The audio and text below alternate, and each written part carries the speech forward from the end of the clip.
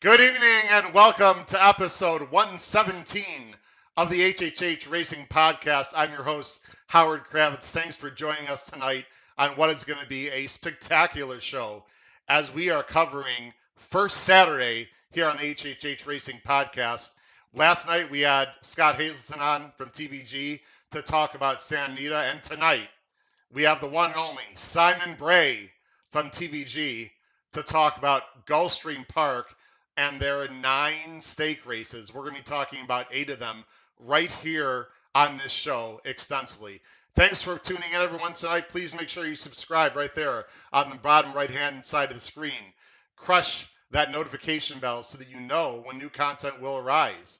Then you need to make sure that, like I said, you need to subscribe, but also hit that thumbs up button. Let YouTube know this is a great show, and it is going to be a great show tonight, I guarantee. You can see on my name tag, you can follow me on Twitter at HKravitz, and then on the scroll at the bottom of the screen, there's a lot of information, including my email address, hkravitzhorse@gmail.com. We've got a lot of things to talk about very quickly. You can listen to the show on Spotify, Apple Podcasts, or Anchor. Please make sure you do that if you cannot view the show. Also, I have 3 promotions, folks. If you look below the video player, look at the description below the video player. Just click that show more button, and you'll see 3 promotions. I'll just talk about them quickly on the screen right now. The Race Day blog. It's very expensive. It's fantastic. I give plays on there, ABC selections, price plays, and boy, this Saturday are there price plays because these races are tremendous at Gulfstream, big full fields. Also, I have a new promo, BetUS, a fantastic betting platform if you're not familiar with it. If you sign up, and you can look below the video player, $50 sign up with a credit card, and you will receive, usually racing, the code RACING3H. You get a 125% of your money. I deposited $200 a few weeks ago. I got $250 of free play using the Racing 3H promo. So please make sure you check that out. And then, of course, we have a podcast pool. The deadline for the podcast pool is Friday, 10 p.m. Eastern. And if you do not know what the podcast pool is, please email me, hkravitzhorse@gmail.com. I'll tell you all about it. But for those of you that do know about it, again, to be a part of our podcast pool and pool our money together for pick 5s, pick 6s, the deadline again is Friday, 10 p.m. Eastern Standard Time.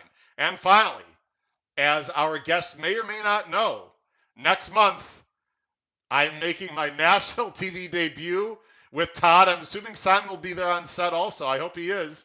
April 24th on Sunday, Todd has invited me on the TVG set.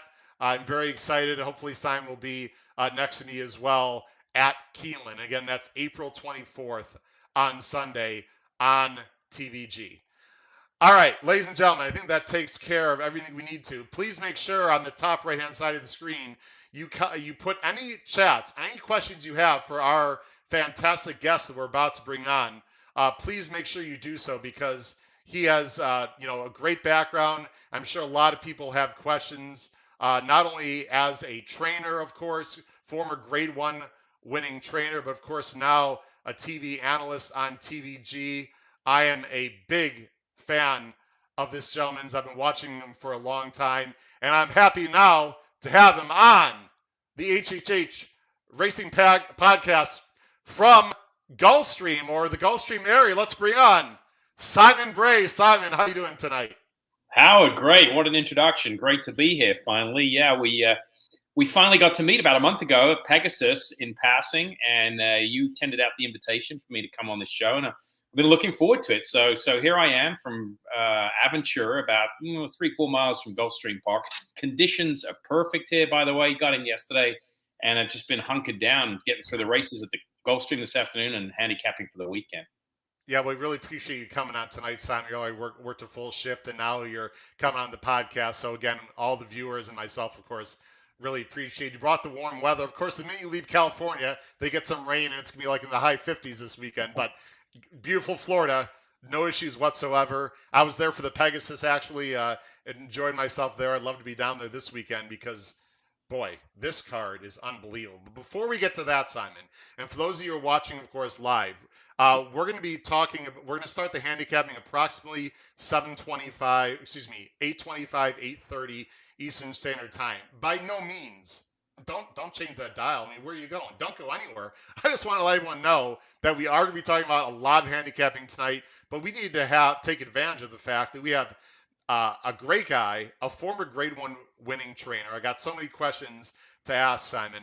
The first question, you're going to see questions on the bottom of the screen, Simon, and also we have viewers, of course, watching. If you have any questions for Simon Bray, please put them in the live chat. Simon, I'll bring them up one at a time, and you can answer those questions as well. You have a fascinating, story. Let's first talk about your background. Of course, you were born not too far from London, and your father was involved in horse racing. You had the opportunity right away. Look at these people that you had to be involved with. First with the great Henry Cecil, and then coming to the States to Bill Mott. Talk a little bit about your horse racing background and where it all started. Yeah, I was lucky. I've always been a believer. Start at the top and maybe work your way down. That was my premise with working for these two gentlemen on the screen right there. But yeah, my background, I really got into horse racing through my father growing up in England. Horse racing in England, very much a mainstream sport. We've exposed it a lot on TVG, Royal Ascot, all the glamorous meets. But, it makes, front page or back page sports news on a daily, regular basis in England. So I grew up around it. My father was an owner. He owned anywhere between 20 to 40 horses in training at a certain point. And that's how I got into it. And, I used to spend my school holidays working for his trainer. He didn't really want me to get into the business. So he said, look, if this is what you want to do, you can go and work for Robert Armstrong, who was his trainer at the time. And unbeknownst to me, he used to tell him, just make it as hard as possible. So he doesn't like it, doesn't want to get in the business. And the more that was thrown at me, the more I loved it. And the day I graduated high school, 3 days later, I went to work for Henry Cecil, basically. It would be like a foreman or what they call in Europe, a pupil assistant that's learning the trade. So that's what I did. And then I stayed there for about 4 or 5 years. And Christophe Clement and I were both assistant trainers at the same time in Newmarket. He worked for Luca Comani. And I was working for Henry Cecil, and we became friends. And he came to the United States to start training. And about 2 years after he came, I came and visited him on vacation one winter in January. I was leaving the cloudy Newmarket, gloomy weather, and arrived in South Florida. He was training at Payson Park at the time. And from that moment I landed, I knew I wanted to come back and work in the United States. And he was the one who got me a job, started hot walking for Bill Mott back in, I think it was 1993. 1993, January 1993. Yeah, you came to the States in 92. By the way, I am a relatively new first-time owner of horses. I co-own 2 horses for the Delphi Racing Stable, and one of them, they're both 2-year-old, Simon. One of them's being trained by Christophe Clement. So we are a Taprit colt. So we are really excited. We are very excited. I co-own it with my brother and many other people. A pretty decent piece I have. So he's down at the Kinsman Farm right now, learning how to be a racehorse before they bring him up to New York. So Christophe Clement is fantastic. And actually, his son has just got married today, I believe. Yes. Correct? As we speak, up in Jupiter, Florida. I think it was today. So congratulations to the Clement family. We could talk, for a long time about your exploits with Mr. Cecil and Bill Mott. But after that, you go ahead and you moved on to be a trainer as on your own. Grade 1 winning victories as well. Talk a little bit about the life of a trainer. It's got to be very difficult. We're about the same age, Simon, and I'm, by the way, live 20 minutes from Arlington Park. So I did not see Cigar when he was at Arlington Park, but obviously I know you were an assistant at that point. You didn't. That was Bill Mott's horse, but you talk a little about Cigar and talk about your grade winning victories, StarTac, etc., and just being a trainer in general. Yeah. Well, I was working around Bill Mott, and obviously my association with Alan Paulson grew, and that's he was the one who hired me as a private trainer. I pretty much had an advantageous leg up into the training business by training for someone privately. But what happened was, I been around with Bill. So I went through the whole Cigar, the 2 years with that. It was just tremendous to be exposed to that. And, there was a lot, everybody thinks, I think from the outside looking in, a horse like that, you think, oh, you run them, you train them, you just, bring them over to the front side once a month and you go about your business or not. It's very, very hard. And I think, what Bill did with that horse and the way he had to manage, the horse had a quarter crack in his foot for a lot of his career, which is not a huge injury. It's a very commonplace in horse racing, but it's very hard to manage sometimes. I mean, it's like a split fingernail. So, and he did a tremendous job. If only people behind the scenes could see what he did to get that horse and over to Dubai and come back. So I worked around Bill and Cigar, and then Alan Paulson, he lived out in Del Mar, California, in the Del Mar Country Club, and he wanted some horses to run at Del Mar every summer just because that was in his backyard. So one summer, Bill sent me with 6 horses, all turf horses. They were kind of handpicked for the races. They'd all won races, and maybe there was one maiden. And we had tremendous success. I think we won like 9, 10 races with 6 horses in 5 weeks. So the following year, we upped it. We said 12, and then we doubled the numbers. And after that, Mr. Paulson offered me a job and said, would you like to come out and train out here? I've got a taste of the horses, been in my backyard. Of course, my big issue was my loyalty to Bill, and I was worried with that whole situation. Sure. But anyway, we got through that. And, I started from scratch. I had to go back to the farm in Ocala, pick some yearlings out. And I was lucky enough to pick out, a good bunch of horses. Started with 30, 40 horses and had Astra. She was a multiple Grade 1 winner. StarTech won the Secretariat, won the Turf Paradise Derby. Yeah. He ran well in the Kentucky Derby. I didn't really want to run him at that point, but Mike Paulson, the son who was running the estate, wanted, his father's legacy to see if we could pull off the Derby. He ran okay, Knox's Derby, second fastest Kentucky Derby of all time. And then I had numerous other stakes winners and winners for them. So it was a good run. It came to an end, unfortunately, when Alan Paulson passed away. He had some cancer and passed away. So the stable was dissolved. Insurance costs got high in California, and that's when my broadcasting opportunity came around to work for TVG. See, money, Astra and StarTech, you love them. Great horses. I love the turn of foot of some of these turf horses. Not only currently, but of course way back in the day. And I'm sure that we all made some money on those 2 horses, if depending on how long people, of course, have been around to see them. The life of a trainer. I know we could spend an hour on this, but I don't think people understand. And I've only been around it, on the outside. But explain very briefly the hours of a typical trainer and just how grueling it is, because of course the highs are unbelievable, but the lows can be very low and the hours are just brutal. Yeah, I mean, I think it's a great point you bring up. I mean, nobody really understands what a trainer goes through. It's like an NFL coach. You see him once a week on the sidelines, but the job is grueling. They're in there early in the morning till late at night. It's the same with the trainers, but you're dealing with living animals that can't talk back to you. At least the athletes can leave. The football can go home. They can tell you what's hurting, what's wrong. So it's very tough. I was lucky that I was answering to one owner at the time when I was a private trainer, but you're spending a lot of time on the administrative side as well. So you're not only a coach, you're a business administrator. You're basically, the GM, player development, the coach, on down, all wrapped up into one. So you have a lot going on. It's very stressful. I think the point that you bring up, the highs are great, but the lowest lows, I mean, they just outweigh the highest highs, unfortunately. There's an imbalance there, I think. And I think you kind of, as you mature and understand the game, you can handle it a little better. I think, looking back, I had a tremendous amount of success in a very short period of time. Looking back, did I take the time to enjoy it? Probably not, any of it. Even my Grade 1 win, I was a young trainer trying to get started, and all I was worried about was the next day. Yeah. So if I did it all over again, and I say this to some of my colleagues at work, I would do things way differently as far as from a personal standpoint to try and enjoy it a little bit. Sure. Yeah. I mean, you got to enjoy every moment that there is out there, especially the positive ones. So after you do a great job training, you move on to TVG. And again, we're going to be brief. We're going to talk about this and then one more quick topic, and then our 10 minutes to post. We'll get right into our handicapping. Tell very briefly the folks how TVG came about. We very much enjoy watching you on air, but obviously everyone needs a little bit of a break or an in. I believe they found you, or you did a short segment for them, and everything just exploded from there. Yeah, so what they did, I was trading StarTech at the time. He'd won the Generous Stakes, which was part of the old Hollywood Turf Festival. He wrapped up his 2-year-old campaign. And the features producer at the time came to me and said, where do you think you're running next? And I said, well, the Turf Paradise Derby. He said, well, can we follow you along? This hadn't been done before at that time. It was like an all-access segment.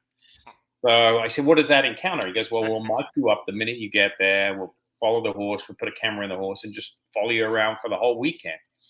So anyway, fast forward, it ended up being a big weekend. I had that horse in a turf paradise. I had, I think, 1 or 2 in at Santa Anita and 1 in at Golden Gate, all in the same afternoon. So from a TV perspective, it worked out very well for them because they were covering me, saddling the Turf Paradise Derby winner, then on the phone to my assistant at Santa Anita, and then watching a horse win a Golden Gate. So I was mic'd up. So I did that. They created a feature piece. And then about 3 months after that, they said, you know what, we're going to do this live. We're going to have you mic'd up while you're saddling a horse at Hollywood Park. And that was the kind of the foundation of the all access segment that we used to do. And then, after that, TVG approached me a couple of times, and I reluctantly said no. And then finally I just caved in, and I've been there nearly 16 years now, I think. Yep. Wow, and you've had some great moments. Now, I told you I got a few surprises here for you.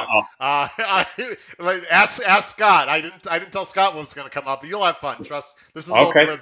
This is where the trust factor comes in. Now, you've had a lot of really fun, exciting, interesting moments on TVG. I want to bring up one that I thought was interesting, and I've been watching, like I said, TVG almost from the beginning. Like I said, I think you got me by a year. We're about the same age, so I've been watching TVG for a long time. I'm going to bring up one here right now, and we're with sound. So give me a second here. By the way, I told Scott, I told Todd, the people that you have behind the scenes at TVG are amazing. The producers, the cameramen. So I look forward to meeting those people. I'm my own guy. I've got like 3 screens here. I'm clicking buttons. I'm doing all sorts of stuff. So let's go ahead and bring up a certain moment here that you may or may not remember. This is Simon Bray celebrating a victory on air that he had after a Del Mar race. The lead, Rockport Cat to win it in a driving finish. Rockport Cat won, got even second, then Brimstone and Jay Sereno. All I do is win, no matter what. Got money on my mind, I can never get enough. And every time I step up in the building, and they stay there. Okay. Simon, what was that all about? Okay, so there was a little inside baseball there. So there used to be in the newsroom there at TVG, whenever we had a big winner, there was some of the guys would do a victory dance, and then somebody came into the newsroom once and he said, "Have you ever watched Australian rules football?" I knew that's where it came from. I love Australian rules football. Yeah. So I said, "Yeah, I've got a rugby background, and when they score a try or a point, that's what they do, right? In Australian rules football." So that's where that came from. Yeah, exactly. I think it's great and I have some journalism background. I've always wanted to be sort of a sports broadcaster. I'm actually a full-time high school math teacher, Simon. This is my 25th year as a high school math teacher, and I've loved. I did not know that. Yeah, I've loved almost every minute, but I was actually a journalism major. No one wants to hear my story. It's a long, winding road. Back 25 years ago, if I do it again, I would love to be on TVG, but that didn't exist, of course, when I was in college, etc. Anyway, so this is sort of I'm living my dream through this podcast, and of course next month, which I'm very excited about. I just love when people are themselves on air. There's just too many cookie cutter announcers. I'm not even talking about horse racing, just in general. I love when people just sort of are willing to embarrass themselves, step out, be themselves. That's what I really enjoy about watching you and Todd, other than the obvious excellent coverage and analysis. You guys as yourselves, you're willing to have some fun. That's what people want to see, right? Right. We try to. Look, we get some criticism, and I understand that. And that comes with the territory. I mean, there's the old adage in TV, 50% of the people like you, 50% of the people hate you. But we just try to be ourselves.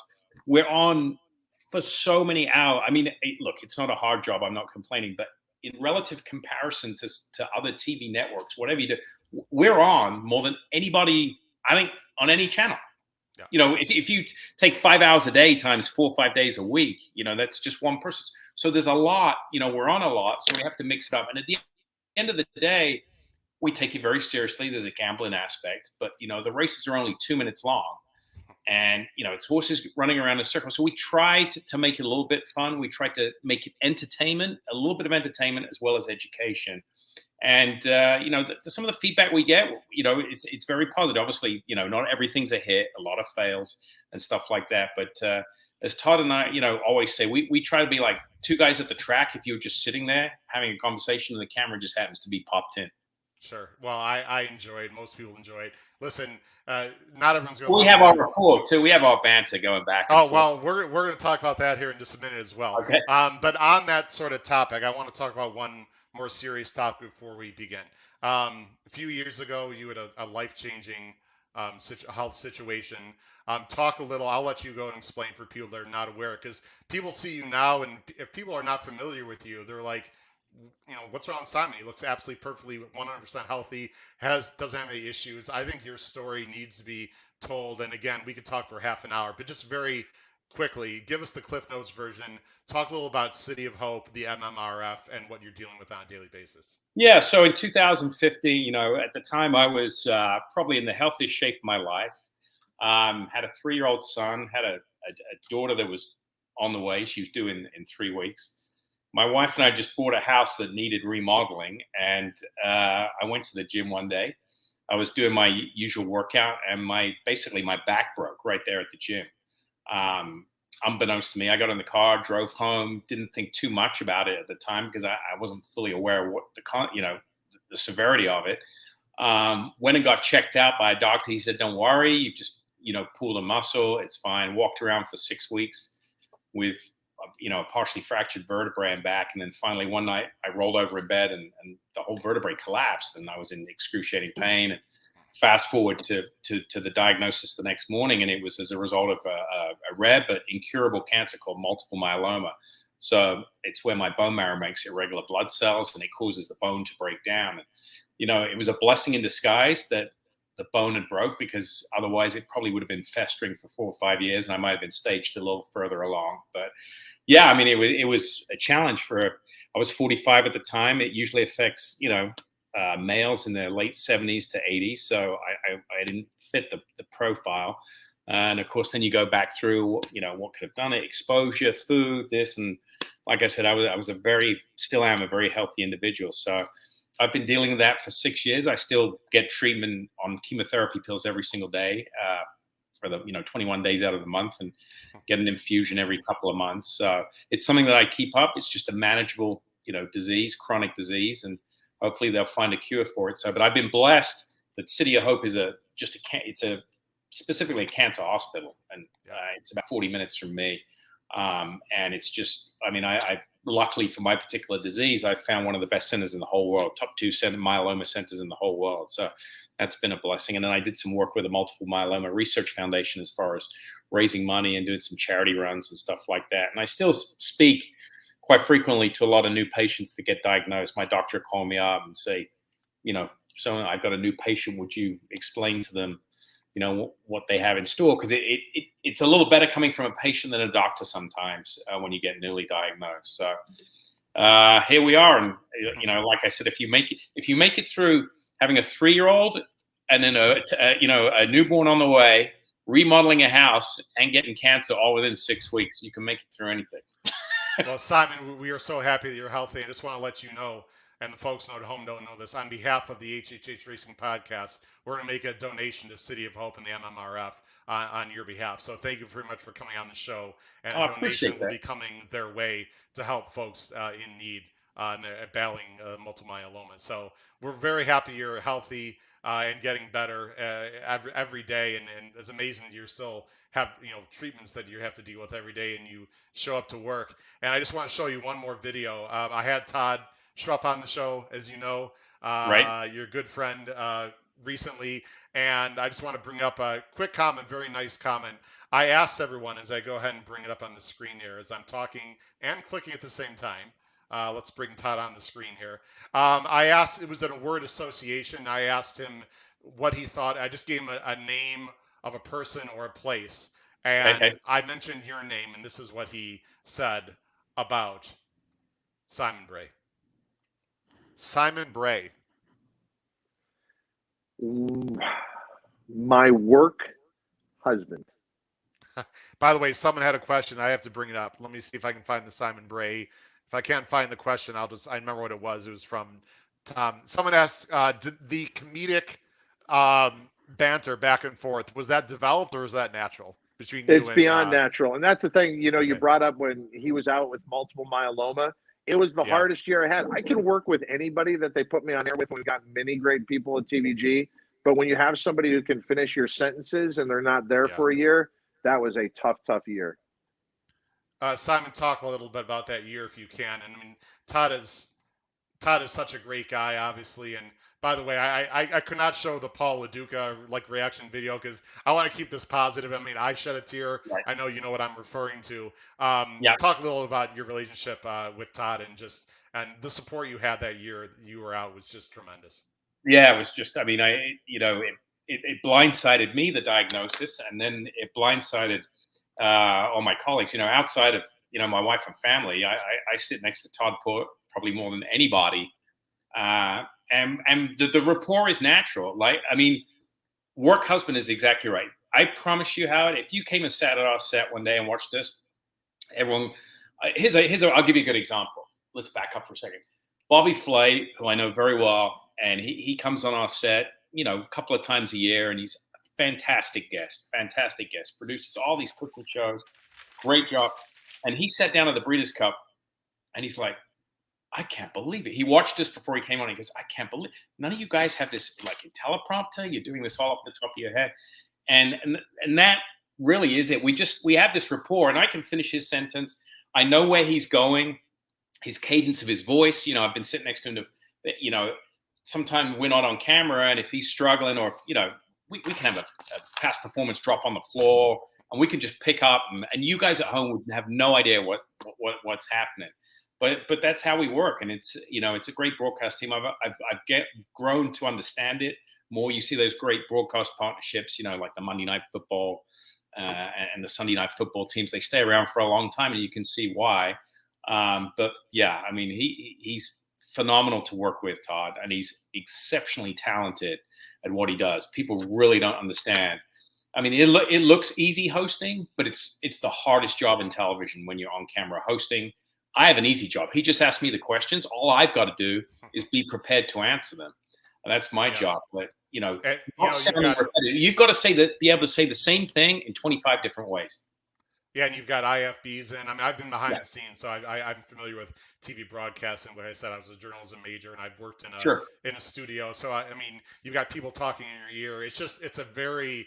These guys, ladies and gentlemen, make it look so much easier than it actually is, which I'll experience a little bit of that coming up in late April. All right, Simon, listen, I'd love to talk more. Now, we have a 10 minutes to post segment, but based on our time, we're going to go and handicap first. If we have time at the end, we'll come back to the 10 minutes to post segment. And if not, we'll just save it for the next time, because I guarantee myself and the viewers would love to have you back on at some point. So if we don't have time for the 10 minutes to post at the end of the show, we'll do that the next time. We can squeeze it in if we're running a little late. Don't worry. It's up to you.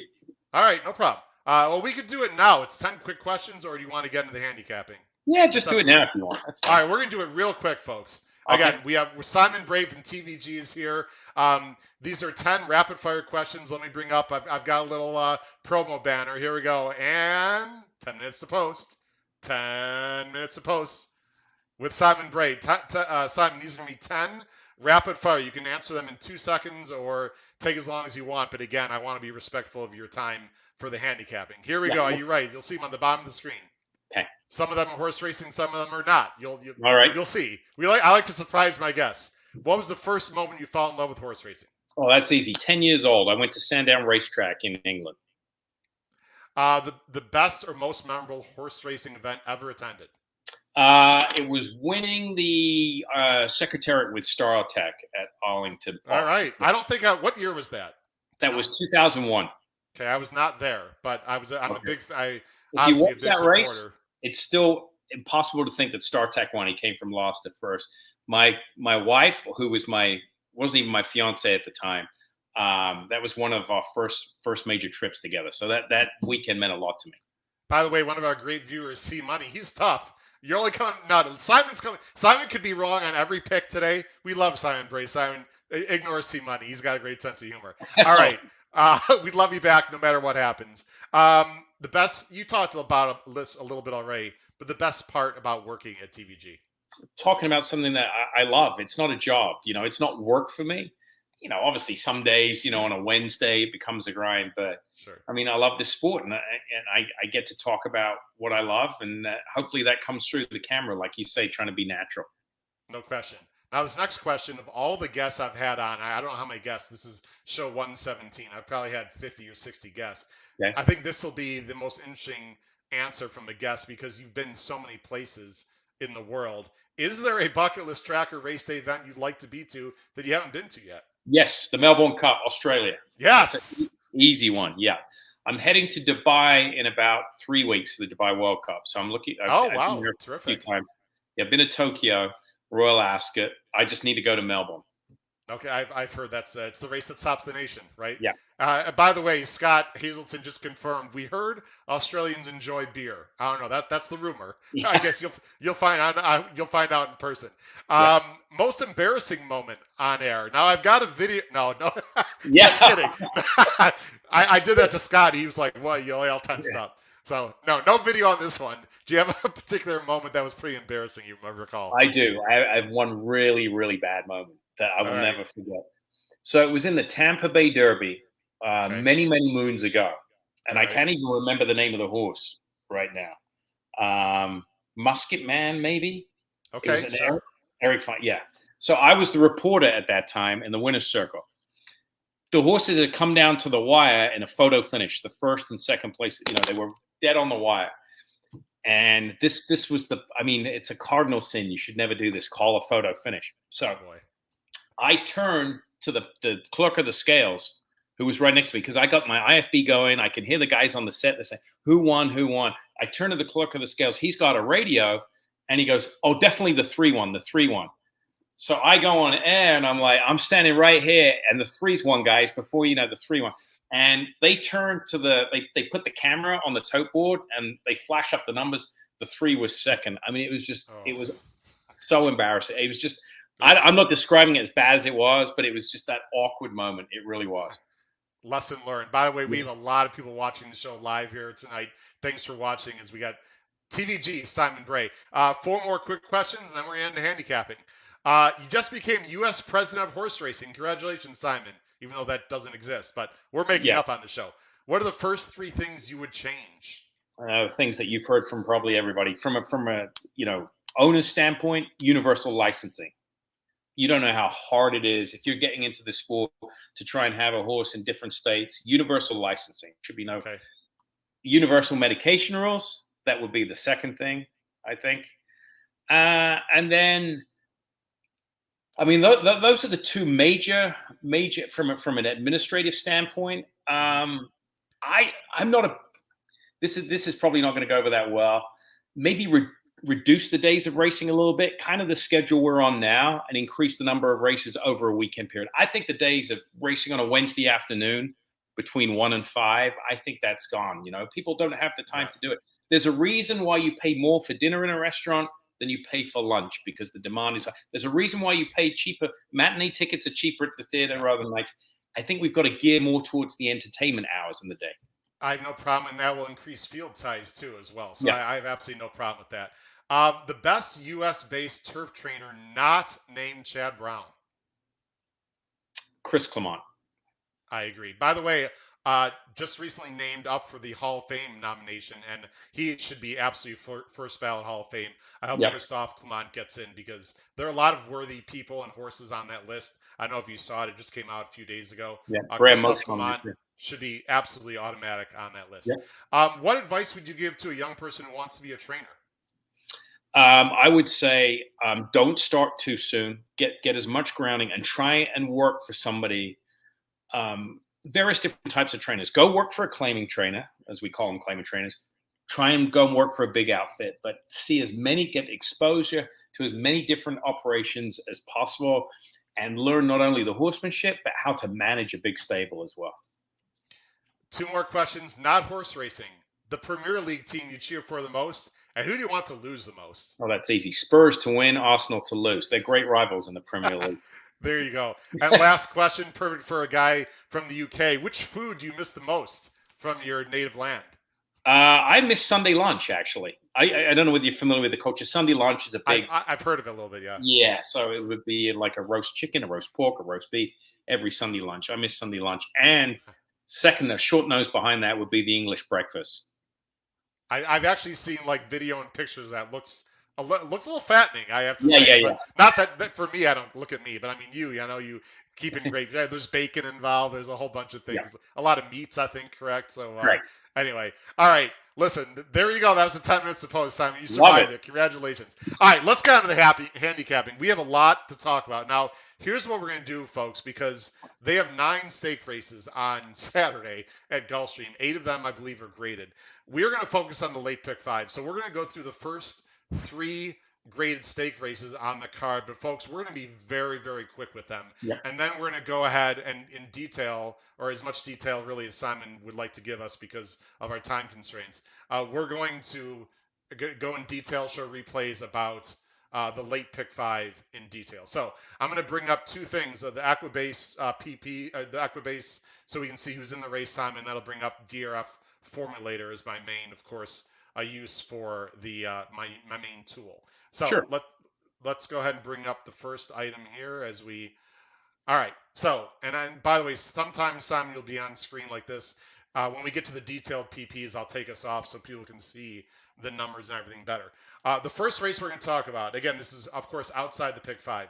Very briefly, Simon, this is the Canadian Turf. It's a grade 3. We can see on the screen there. It's for, they're going a mile of 16th for older males. I'm going to go ahead and show everyone. There's the field right there, as we can see. Obviously, we got a big favorite, Never Surprised. And the second choice is a horse I want to ask you about because it's an import for Chad Brown.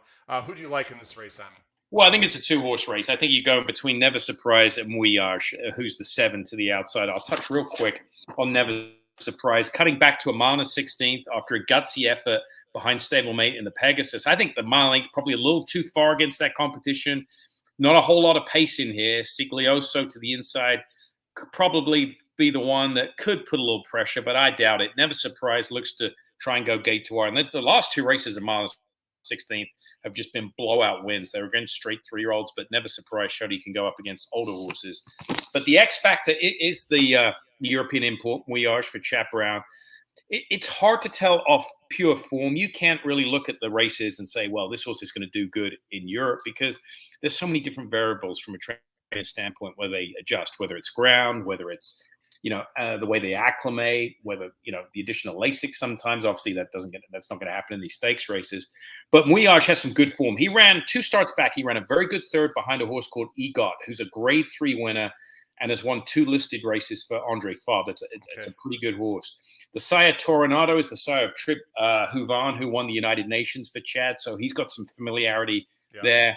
And the form is good. The runner-up 2 starts back, also grade 3 placed. So I don't see much speed from Mouillage, but they're going to try and run down Never Surprise would be my guess.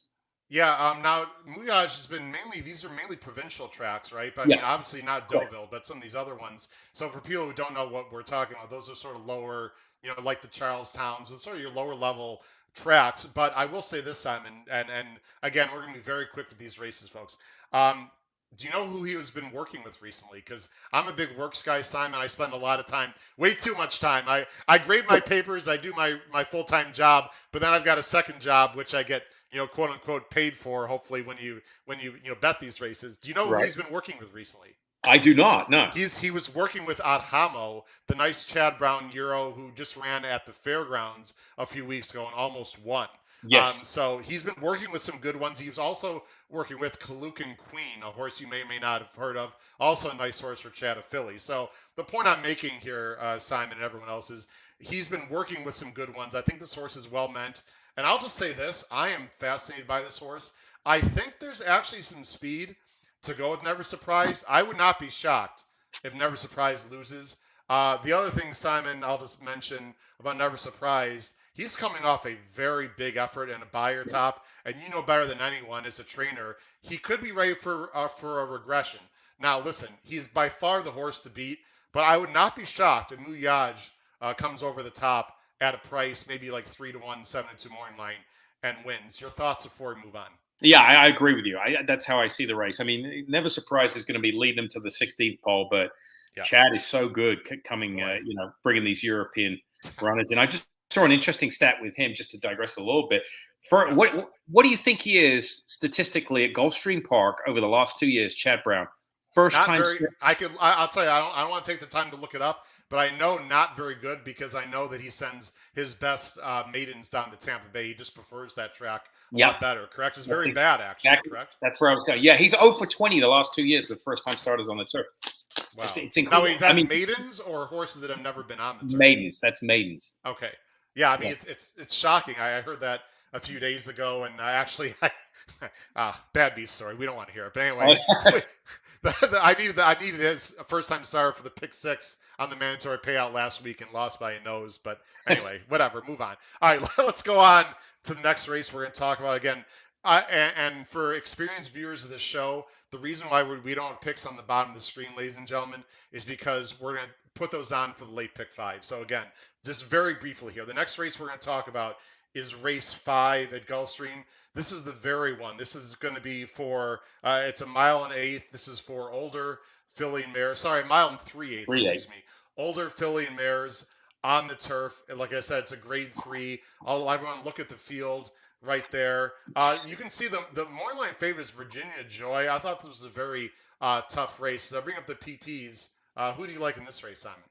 Well, I was between. I thought the race went through Virginia Joy and the two Clement runners. They always run their eyes out, and that's Beautiful Lover Sorrel. I had Beautiful Lover last time at 4-1. I thought she was rounding in to good form last time out. But Virginia Joy, to me, when I start digging through her form, it's pretty good. She was beaten last out behind another Clement runner and Call Me Love. Mutta Makina came back. She's won 3 in a row. Won the EP Taylor. Thundering Knights is a grade 1 winner for Joseph O'Brien. She ran behind Me, Mary. On form, she is clearly the one to beat. I don't worry about fitness off the layoff with Chad. So I agree the race goes through her. The interesting horse, I'd heard some comments from Todd Pletcher this week. If you're looking for a big bomb, I think Mezcal, I'm not sure what price she is as I look at my notes here on the morning line. 6 to 1. So, yeah, she should be higher than that, I think, Mezcal. Yeah. But he's really... think she's improving at the right time, and there's nothing more dangerous from a trainer standpoint than an improving filly. She won on the synthetic last time, beating a next out winner. Todd said she's better on the grass, and she loves the distance. And bottom line, as you know, that's the key at these extended distances. You got to get the trip. A lot of them do, but I'm a Virginia Joy guy, and I think Mezcal would be a horse to use underneath in a super or a try. Are we sure that's not some Bobby Flay love though as well? Bobby Flay. Yep. Yeah. Listen, I think Virginia Joy, if she's ready, wins. She's a lone A to me, not a single, but the top choice for sure. I don't want to take time, but I just want to let everyone know that there are some horses coming out of the same race. And Beautiful Lover, who I'm trying to see the number here. The 8 got a dream trip of the century last time. I'm completely against Beautiful Lover in this spot. Sorrel finished second, who's the 9, ran much better, I thought, closing from further back. So I just want to mention to the viewers, if I had to choose between the 8 or the 9, it would be by far the 9 because Rosario got a dream trip and ride on Beautiful Lover. And maybe she can do it again, but I'm always looking at trips and thinking the 9 is better than the 8 in general. But I would say the 5 is definitely the horse to beat Virginia Joy. All right, let's move on to the last race that we're going to talk about before the pick 5, Simon, and that is race 6. As I switch over there, this is the Devona Dale. Now this is for a restricted 3-year-old. This is older horses. I'm sorry, right? I'm drawing a blank here. This is 3-year-olds. I apologize. This is points for the Oaks. I apologize. Yeah. It's been a long week, Simon. No problem. Points for the Oaks. They're going. This is a grade 2. It's for restricted 3-year-old fillies. They're going 1 mile, so it's a 1-turn mile. You see the field. This is wide open, Simon. And the 3-year-old filly division right now has some monsters, but I really think there are a lot of horses that have a lot of improving to catch up to some of the top choices. There's a horse called Adair Manor out on the West Coast who could be absolutely anything. Of course, you got Echo Zulu. So these are sort of your second and third string fillies as of right now, in my opinion, Simon. I would assume you'd agree. Who do you like, though, in this very interesting wide open race? Yeah, I mean, you've got a couple of undefeated runners to the inside. Kathleen O, Classy Edition. They're going to get a lot of attention. I ended up going with the 4 out Foxtier, and I'll tell you why. I think this horse has got a little bit of recency edge over the 1 and the 2. The 1-turn mile is not going to be an issue. She crushed in those restricted Florida Stallion stakes, and obviously that's weaker competition. But I mean, it's not. Sometimes it's not who you beat; it's how you beat them. And she was very impressive. I like the way she had some time off to develop over the winter. Typical Bill Mott move: just back off, let her grow up. She came back running. I think she takes another big step forward here. She beat Goddess of Fire. She came back. She was second in the Rachel Alexander down at the fairgrounds, and she's been working extremely well up at Payson Park, according to my sources. So I think Outfoxed will where I'll go at 5-1 in the morning line. I thought this was a tough race. There's quite a bit of speed. You've got like the horse on the outside who's been sprinting a little bit. Yep. Cocktail Moments is going to come from behind, but Sweet Danny Girl looks quick. She's been sprinting. Outfox is not slow. Girl Go with the Dream is definitely going. Classy Edition's been sprinting. I'm not going to get fooled into thinking that Kathleen O is a monster because she won by 8. Because as you know, Simon, every race tells its own story. It's very situational. She got a fast pace last time for Castellano and Shug McGahee. I think she gets it again. I know the rail is tricky at Gulfstream going a mile, come out of the chute, but I think she's just going to take back, make one big run. I like Kathleen O again, mainly it's more of a pace angle to me. And I think she's capable. She's by Upstart out of a Blaine mare, so I'm not worried about, of course, the mile. She's already run at that distance. I'm going with Kathleen O, Simon, as I bring us back on screen. But I thought a very difficult race, and many can win there. All right, Simon, let's get into this pick 5, because this late pick 5. Now, for everyone knows, I'm going to put us both on full screen here just a minute. I talked about this with Scott, and I'm sure you're aware.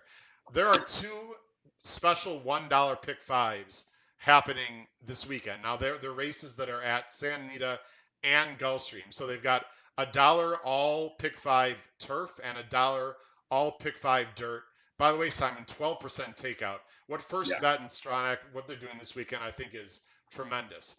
This pick 5 that Simon and I are going to talk about is just the traditional late pick 5 at Gulfstream. But folks, if you like pick 5s, I mean, you can certainly play those other ones, but those are $1 minimum bet. This is 50-cent minimum bet that we're going to talk about. This sequence, Simon, holy cow. I found this really fascinating. Let's just jump right in. The first one is race 9. I'm going to go ahead and just put the PPs up here instead of showing the Equibase, the lineup here, just so we can get right to it. The first race, this is the Honey Fox. It's a grade 3. It's a mile on turf for the fillies and mares. Who are you going with? And then, of course, on the bottom of the screen, folks, you see Simon's had a very busy day. No shade at all. I'm going to try, Simon, if you have your top 3 picks, I'll go ahead and punch them in. If not, that's okay. You can just talk about them. You see my picks are on the bottom, and if possible, we'll try to get Simon's top 3 picks into these races also as we talk. Who are you going with in the Honey Fox, Simon, to kick off the pick? Well, I think this is a tough race to kick it off with. I think you need a little bit of coverage here. I think 5, 6, 9 is exactly where I would be using those 3. I've got those 3 on my ticket, but I'm also adding one price in here. A horse who I liked a little bit last time out in the Pegasus World Cup Filly Mid-Turf Invitational, and that's Wakanaka the 8. Okay, so I'm sorry to interrupt you. Is your order 5, 6, 9 officially, or you rather not give a 5, 6, 8, 9. 5, 6, 8, 9. 5, 6, 8, 9. As I'm talking here, I'm just typing that in so people can see. And also, we have people, of course, are going to be listening later on Apple Podcasts and Spotify, so they can't see on the bottom. I'm sorry. So you said the 8 you'd like to talk about. Yeah, the 8. Wakanaka is going to be. Look, this is a horse that I know the connections fairly well. Gary Barber, and they've been, look. He's been involved in a lot of good horses, and Gary and the connections, they don't talk the horses up, really. They're very realistic about their chances. And they thought the Wakanaka had a little bit of a live long shot chance in that Pegasus Filly Mare Turf Invitational. That's a big ask, She was coming from Europe. First up. We're going to bring it up, Simon. I'm sorry to interrupt you. The Wakanaka is the 2. Everyone needs to pay attention to the 2, 5, 6, and 11. They're all coming. When I say those numbers, Simon and everyone, those are the numbers of the horses in the replay we're watching, not the numbers that are going to be happening on Saturday. Simon, I'm going to get it to the, about into the turn, and you can talk about Wakanaka here, who is the 2, as I go ahead and bring this up on screen. Yeah, you're right. Bipartisanship, Gift Lift, Alms, and Wakanaka all coming out of the same race.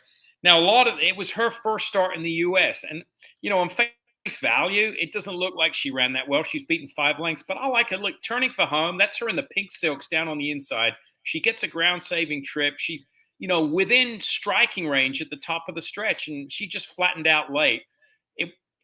Look, does she jump off the page at you there now? But she had every reason to finish, 10th in a field of 10. She's a little one pace late, but I think there's some improvement there for her. I really do.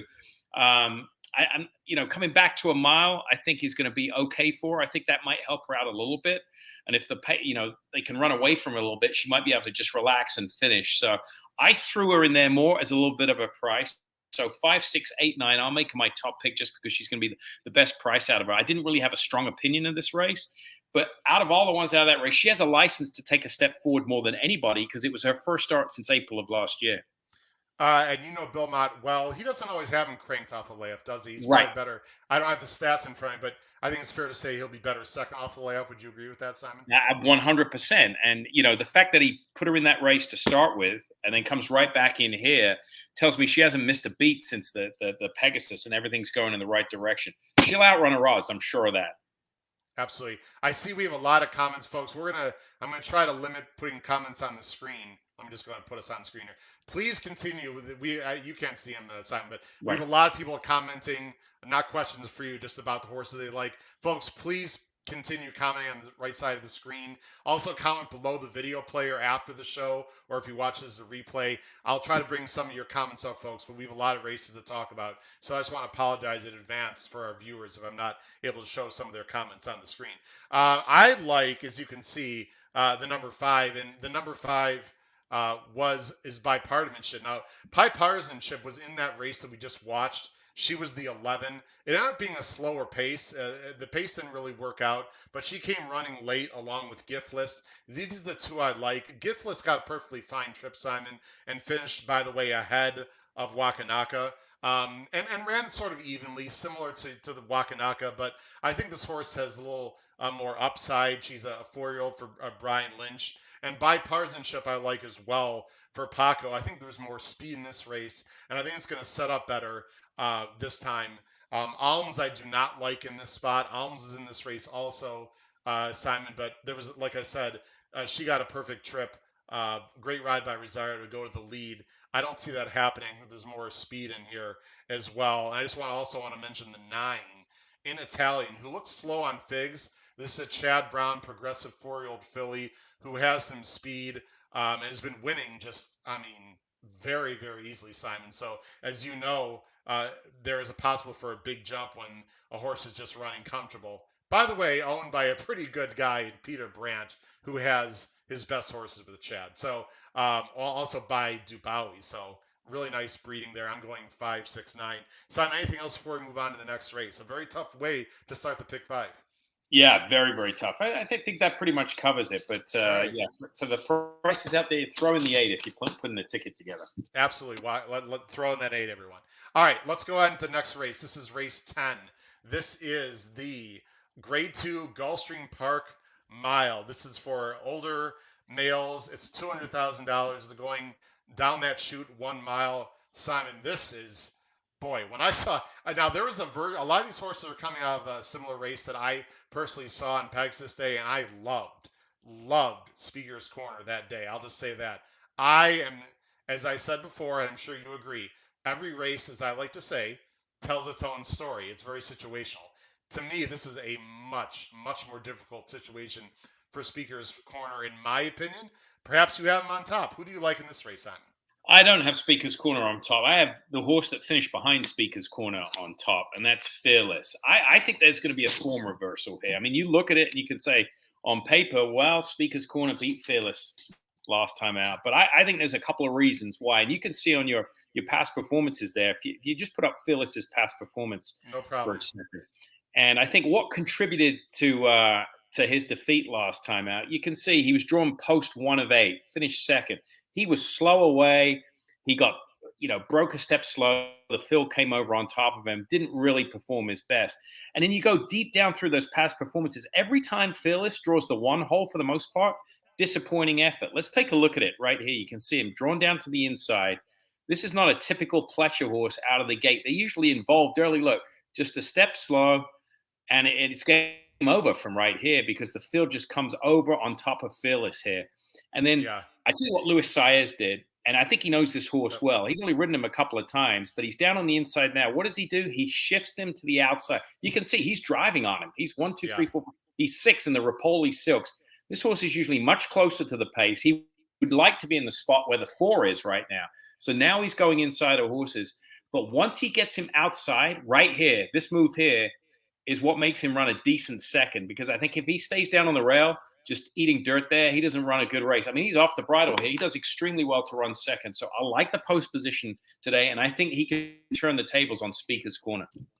Yeah, I was watching this live, and I love Speaker's Corner. I got to say, I was really worried. My only concern, should he have not won this race, Simon? I don't know. I mean, he got a really good trip. He just couldn't. He's very grindy. This is a big horse, guys. I've seen him in person. I'm sure you have too. He's a big horse. Like Simon said, he's not great out of the gate. He's very grindy. I also sort of feel like he should have won that race. Now, people might be saying, Howard, what are you talking about? You've got him in second.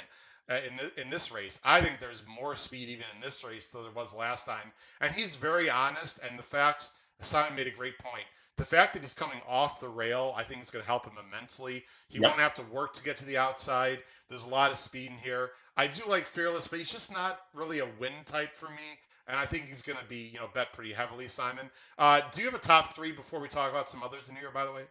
Yeah, I'm going to put, I'll put Fearless on top, and I use the 8 Collaborate as well.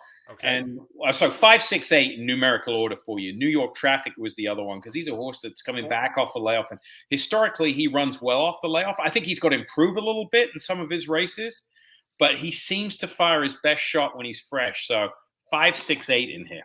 All right, is that Fearless is the 4? You mean 4, 6, 8? Oh, 4, 6, 8. Sorry, excuse me. Yes, No 4, problem. 6, 8.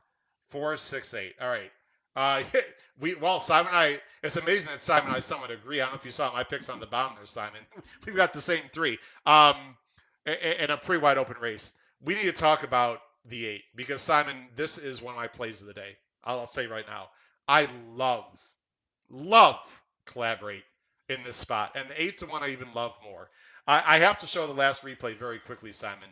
By the way, I have 2 seats in the Ultimate Betting Challenge this week, and I won them. I don't have deep pockets, so I actually won them on Pegasus Day and the next day. I had a crazy weekend. That's a whole other story. So I've got 2 seats in the Live Money Ultimate Betting Challenge. I don't want to give many secrets away. Yeah, let's just say, Simon, this horse will be important to me. Okay.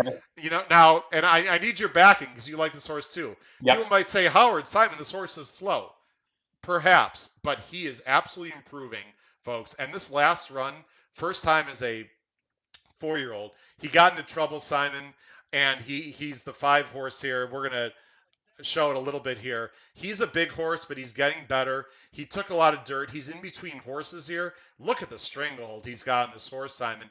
And once he angles him out, you can see he really has nowhere to go. You obviously know jockeys very well. The jockey's just waiting. He still has traffic trouble. Once he angles out here, folks, and you see the 7 is trying to keep him hemmed in. You can see how big a horse he is. Simon, once he gets to the outside, it's game over, and he rolls. You see he's got a huge stride. He's like Fearless, but I think he's more talented. And this is as easy a win. Look, he's geared down here look at this.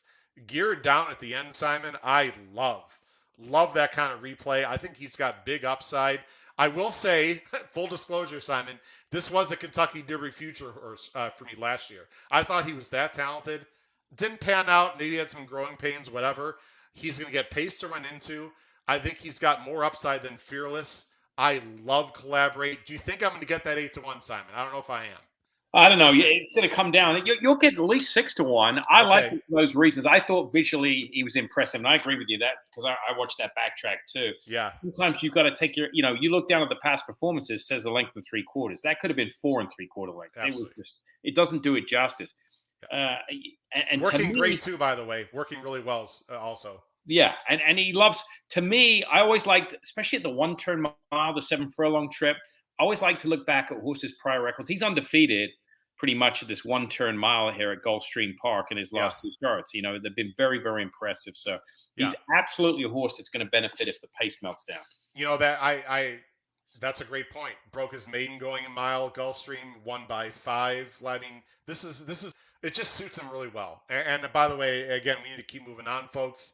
Real Because quick, Simon's like me. We love to talk forever. I like yeah, I like New York traffic also. I mean, what has this horse done wrong? Asafi can win off layoffs. He's got this horse working well. I think this horse is better at one turn, Simon. We've seen this horse. You know, yep. he was on the Kentucky Derby Trail. He ran some nice races last year. I actually think the one turn mile is better for him. He gets IRAD. I mean, why not, right? That's exactly right. I think the 1 turn mile is key. It's a specialist distance and like 7 furlongs. And real quick with Collaborate, Yeah. just look at his past performances again. Just wipe out the 2-turn races. Yep. Take out the 2 mile and 1/8 races where it was just terrible, beating 18 lengths, 14 lengths. All the others are 1 turn efforts, and he's winning or he's Absolutely. third. You know, he's a 1 turn horse, the 8 Collaborate, at least right now. Yeah, I think he's live. Real quick before we move on, what's wrong in Speaker's Corner? Nothing's wrong in Speaker's Corner. Speaker's Corner can win. I mean, he was in a very tough pace situation last time. I think there's more pace here, and I don't like. He wasn't even the 7 hole. I think the post makes a huge difference in this mile shoot. I don't like him on the inside. He's gonna be pressed. I think the 1 is gonna be a major thorn in his side, even though he's not as good. I think Gonzalez has to go from there, I would think. There's other speed in here. I got to find out. I mean, what is Injunction going to do, Simon? I mean, this horse is super fast for Carl Vaccarezza. He wants to win in his home track. He's definitely going. And then you got Diamond Oops, who's not slow. So I don't know. Speaker's Corner can obviously win. I love the horse. I just don't like the spot for him. And you seem to agree. I do. Look, I like the horse as well, but at some point you've got to take a stand against favorites. You can't, load favorites up. And Agreed. Historically, I said this to Todd. You know, these all stakes pick four, they do provide big payoffs. Very rare you're going to get that big 30-1 shot because these are formful horses that hold their form, but favorites can get beaten, and if they get beaten, it pays along the way. So you got to eliminate some along the way. Absolutely. Christine, thanks for joining the show. Good, fantastic weekend time spent here. Thank you, Christine. Appreciate the compliment. Let's go ahead and move on to next race, Simon. Race 11, another great race here as I go ahead and do all the switching here. You see my picks, folks. We'll get Simon's picks here in just a minute. Race 11 is the Grade 2 McDermott. It's a mile and 3/8 on the turf. This is for the boys.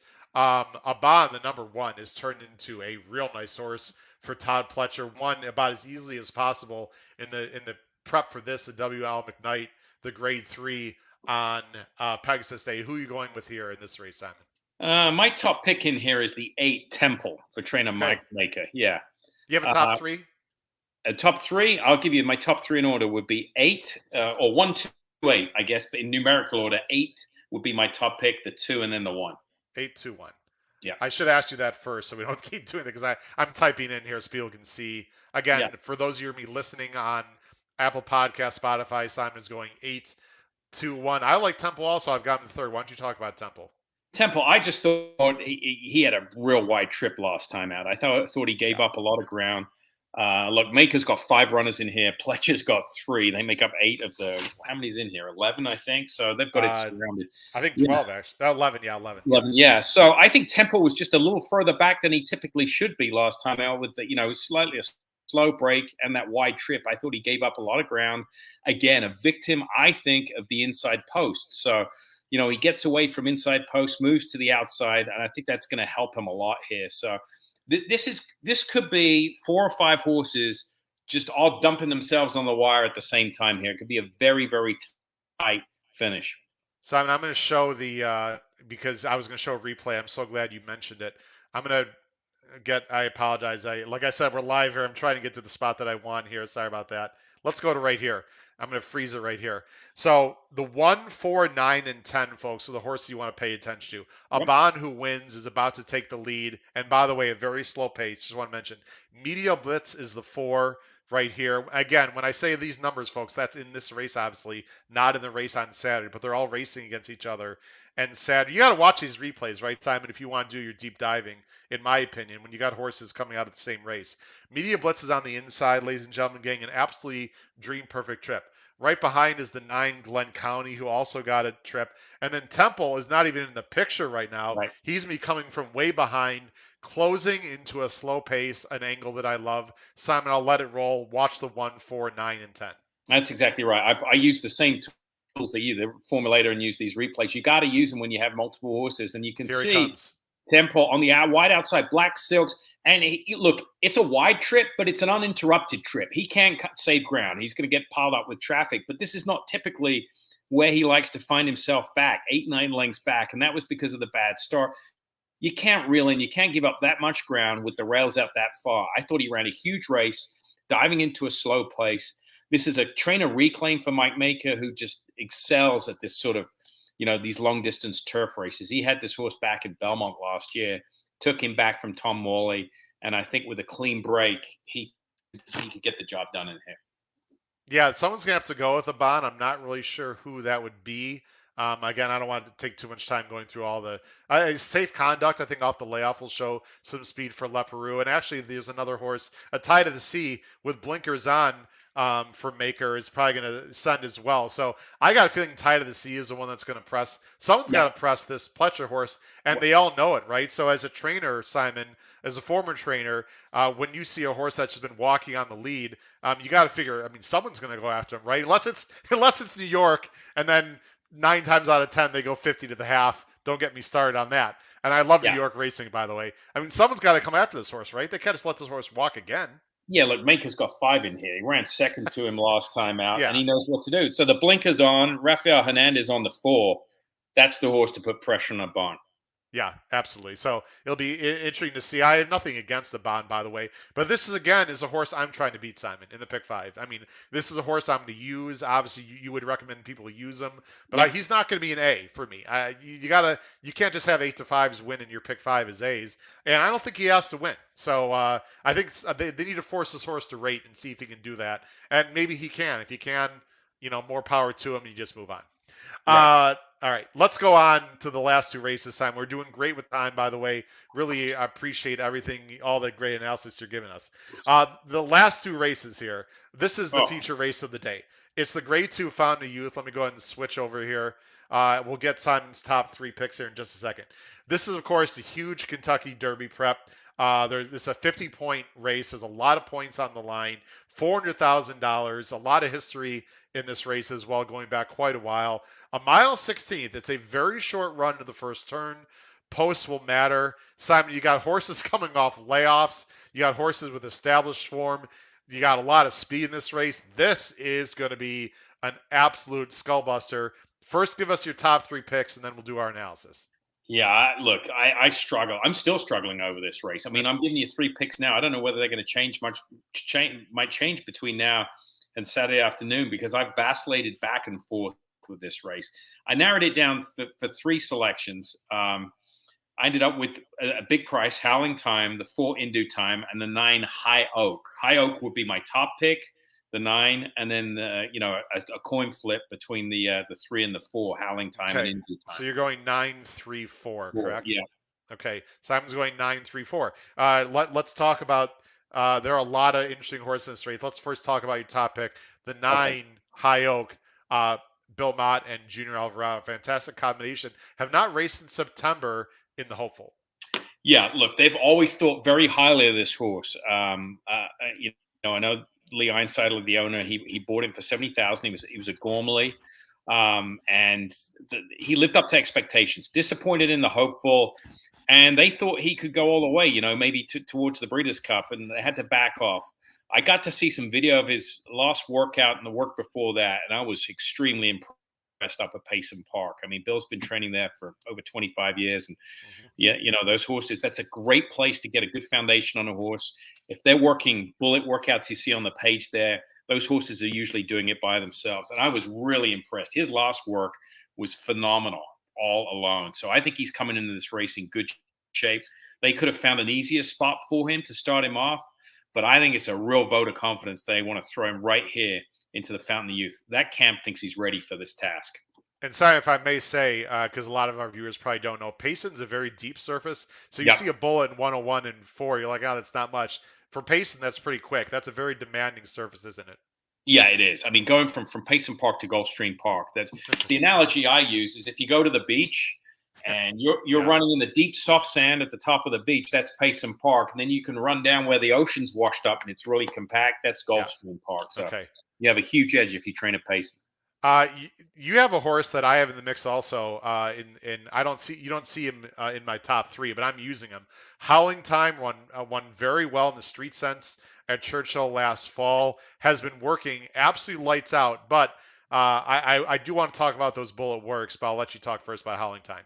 Yeah, Howling Time. The angle for me was he comes out. Actually, the Kentucky Jockey Club turned out to be one of the key races for 2-year-olds. Better than the Breeders' Cup Junior, right? With classic course where he just won the Sam F. Davis. There you go. It's on the screen, Simon. You can. Oh, there you go. White Barrio. You can see won the Holy Bull and Call Me Midnight down there. 7th. He won down at the fairgrounds. Right? Won the Lecomte. So there you have it right there. Smile happy, a little disappointing, but yeah, I think if he goes back to some of his form again. I don't discredit. A lot of people, novice handicappers, look at the most recent race and just throw a horse out. With these 2-year-olds, when they have a poor performance and go to the sidelines for 3 to 4 months, I don't penalize them for that. I just eliminate that running line out of their past performance, like I did with High Oak, and handicap from there on out. And, if he goes back to, what he showed in his first 2 starts, I think he could be a threat here. But you're right, he has a lot of fast workouts at Gulfstream Park here. I'd like to see him relax a little bit rather than being up on the front end. And if his workouts, anything to go by, my one concern with him would be he'd be too sharp out the gate off the left and just gets chewed up on the front end. I like Howling Time. I just want to say this, and I have respect for all clockers, but I want to be fair to our viewers. I watched the work on the 26th. It says breezing. That was not breezing, Simon. I know you have a great eye for works. I was going to bring up a Tom Amos, Donna Brothers replay. You know what I'm talking about, about work. I remember that to this day, by the way. That was a great, if you want to go YouTube that, because that was a very fascinating conversation about a Breeders' Cup horse. But anyway, I regress. That was not breezing, Simon. He was asked a lot in the second part of that work. Now, it was very good, but I just want to say that breezing designation is wrong. That is just ridiculous. But he has been working well. The horse I have on top is you have in third. In Due Time ran really well for Kelly Breen. Yeah. I think he's going to set a real nice trip by Not This Time out of a Curlin mare. Yeah, I think he's going to love the distance. He's trying 2 turns for the first time. He's got those 2 1-turn races under his belt. That's something I look for a lot in my handicapping. 2 sprints stretching out. He's got a mile. Yeah. And I think he's built to love the distance. And he's got recency as well. Yes. Now, I got to talk about this horse for a minute. I know we're getting short on time. We'll just talk very quickly about the last race. Giant Game. I told you a little before the show, the pregame, when we weren't live yet. Giant Game is a horse that was touted, first of all, by Nick Hines on this show in October before his main race. And he said, Howard, this is a Kentucky Derby horse. And I said, really? He's like, yeah. He's going to break his maiden, which he did, and he's going to be a serious contender next year. Ran well in the Breeders' Cup Juvenile.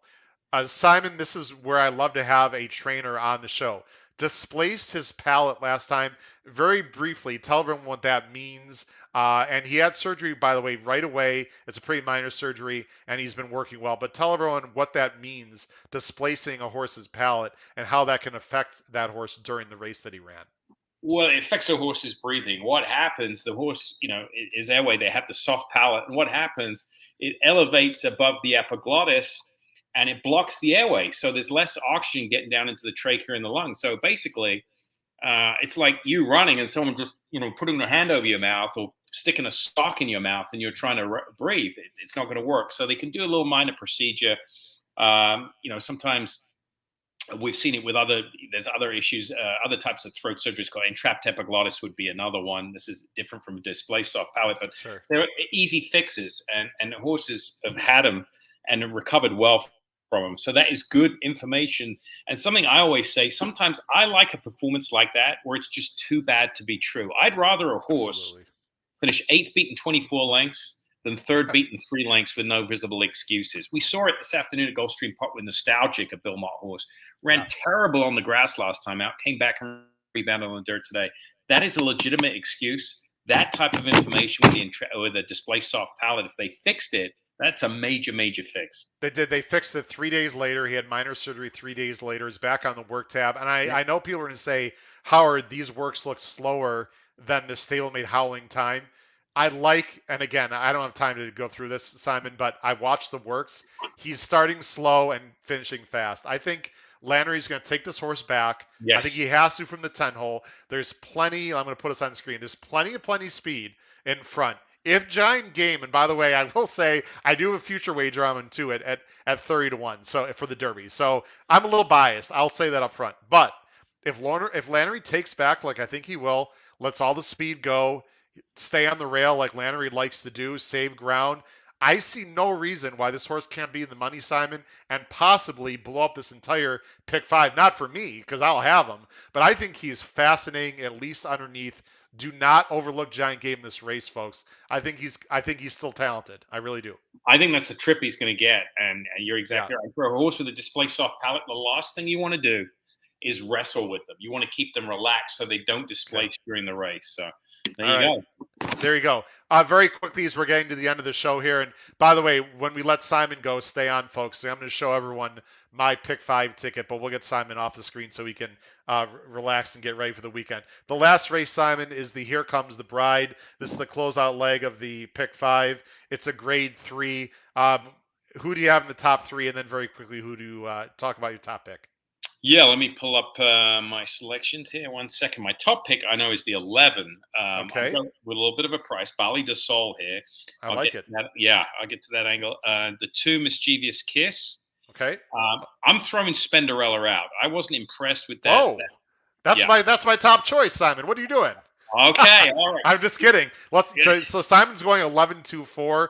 Again, Simon, your dime, your dance for Lightspeed. You can talk as long as you want here on the show because this is your last race that you'll be on with us. So convince us about the 11, 20-1 morning line for a guy, by the way, very underrated, excellent trainer, Rusty Arnold, and my guy, Corey Lannery.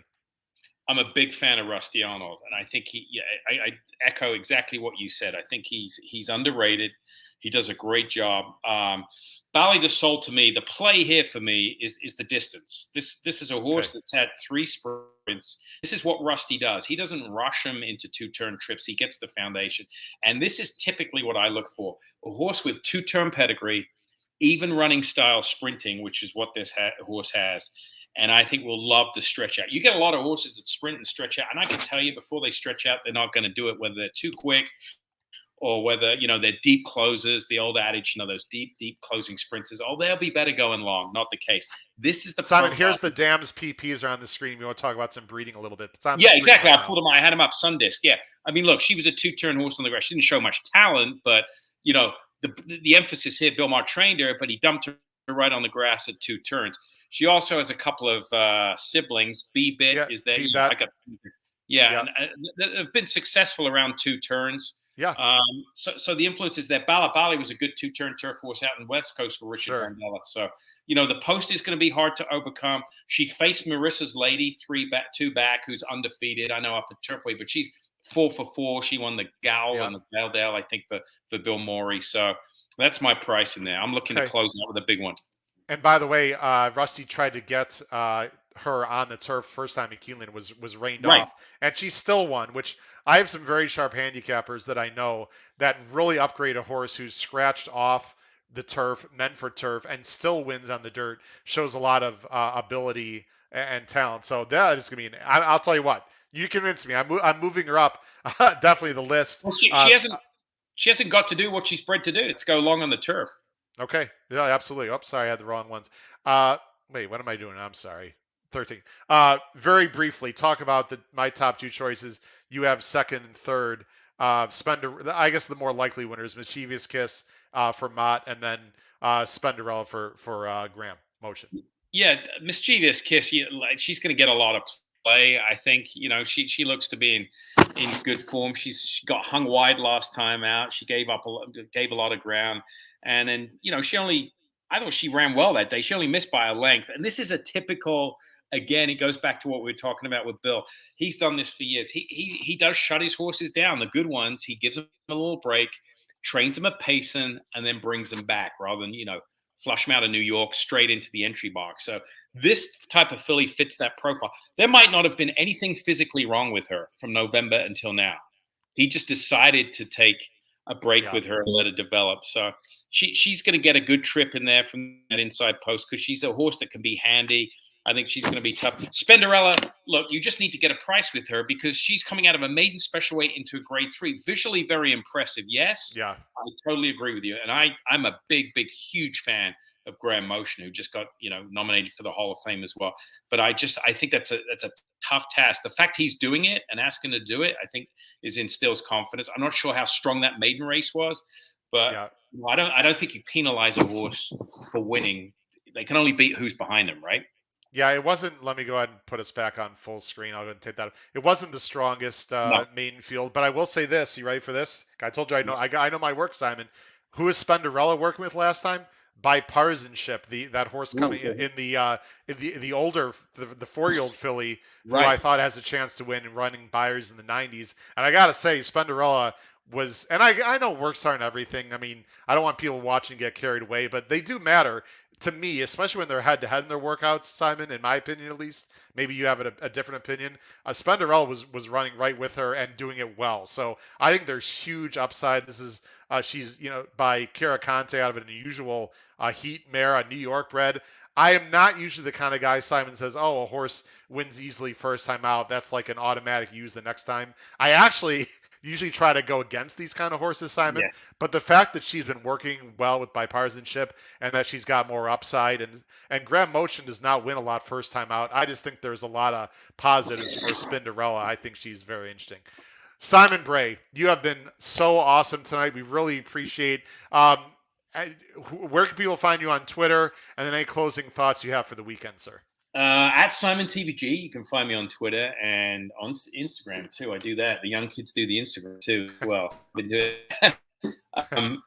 But yeah, I'm looking forward to this weekend. I'm gave you the top 3 selection. I don't think there'll be too many adjustments along the way. Usually, big days like this, there's not a whole lot of scratches over the weekend, and weather's going to be perfect. So I'm just looking forward to it. And I got to be honest with you, I really, Todd told me how great your show was. Scott told me the same thing. You do a tremendous job, one-man band. And it's been great to be on here and back and forth. Maybe I've given you a couple ideas of horses to use, but you've certainly given me 2 or 3 with those insight with the workouts. That's going to help my handicapping as well. Am I worthy enough for an appearance live at Keeneland? Can I hold my own, do you think? Here's the sad thing. I won't be there on the 24th. So man. Yeah, I'm going to have to solely leave you in Todd's hands. But yeah, unfortunately, I would have helped you. Well, I don't know. You would have been double teamed if I'd have been there. You would have been stuck in the middle of both. No, you were going to be a wingman. You were going to save me from the monster that is a Todd Schrupp, because who knows what he's going to do to me. But I'll tell you what, Simon. God willing, I'll be on set with you at some point. But if not, I'm sure we'll I'm there cross. I'm there week 2 at Keeneland. I can't be there week 3. So, no problem. Last question before I let you go. Your son Oliver, has he signed a major league contract yet? Because I hear the baseball guys might go on strike and they might need, someone to come in. Tell everyone a little bit about your family very briefly and who Oliver is. Yeah, Oliver. I have 2 kids. Oliver is my son. He's 9 years old. So I wasn't obviously being from England. I didn't know much about baseball, but as American families do, we threw a T-ball bat in his hand at 4, and he's just taken off. So. Yeah, he got lucky last June. He made his appearance on MLB Network. So we just I saw that on Twitter. That is unbelievable. He's going to be on the TVG Major League team, and then Cash Hines is going to come in and close it out. And then you have a daughter as well, and a wonderful wife. You just have a terrific family. Yeah, I have a great family. My wife Danielle, and I have a daughter who's 6, and she's just started softball. Older brother's just teaching her how to play softball. So you're a true American, Simon. We got kids playing softball and baseball. Absolutely. Listen, Simon, thanks again for coming on. Really appreciate it. We're going to let you go. Good luck this entire weekend at Gulfstream. Have a great time. Say hi to Todd and the crew for me, and we'll catch you down the road. Thanks again. Thanks, Howard. Thanks for having me on. Really appreciate it. It's been fun. Thank you. Take care, Simon. Bye-bye. Bye-bye. All right, that's Simon Bray. Don't go anywhere, folks, because I'm going to show you my pick 5 right now. Simon was fantastic. Simon, thank you very much. You were a great pleasure and gave a lot of people some very good advice. Let me go ahead and show my pick 5, everyone. So again, now this is my pick 5. It's a $90 play. Again, this would not be the pick 5 that I would play on my own. I usually play an ABC ticket. For any of you that are new to the show, I use DRF Ticket Maker. But for people that want to play just a straight caveman ticket, There's my ticket. You can see right there, 56789 with 2468 with 138 with 2410. And I've got Spinderella. I respectfully disagree with Simon. That's the great thing about horse racing, though, right? We all have opinions. You got to take a stand somewhere. I like that horse a lot. I think the 4 in the last race is very live. I think she's got huge upside. And if I had to sort of take a chance somewhere, I think it'd be with her. And I would do that not only because I think she's talented, but also I think she's a horse that most people would not single. So I think you'll get value there with that single as opposed to maybe using a different single. Again, one more time for people that are listening later on, whether it be Apple Podcast, Spotify, or Anchor. My pick 5, 6, 7, 8, 9 with 2468, with 138, with 2410, with 4. That's a $90 play. But again, I'll be using other horses in my ABC ticket maker. Again, as you can see on the bottom of the screen, I do not know what's happening next week. We're definitely going to be on next Thursday. Time and guest TBA. I've had a very busy weekend ready for a huge weekend at Sandy and Gulfstream. I cannot tell you how much I appreciate everyone watching the show tonight. We've had fantastic viewership. And again, very quickly, the promos as I show you. Sign up for Bet US, a fantastic betting site. All the information down below the video player. Just hit that show more button and it'll open up a deeper screen and you can see more. I've got a podcast pool that ends Friday at 10 p.m. Eastern. If you have no idea what I'm talking about, email me and I'll send you the information. And of course, an excellent race day blog. It's very inexpensive. I show my ABC grids. I also show spot plays and price plays throughout the country at other tracks. And by the way, those are hitting close to 40% on the race day blog. Those are picks anywhere between 6-1 to 15-1 morning line. So we got a lot going on in the HHH Racing Podcast. Thank you very much, everyone, for joining us tonight. Watch us next Thursday.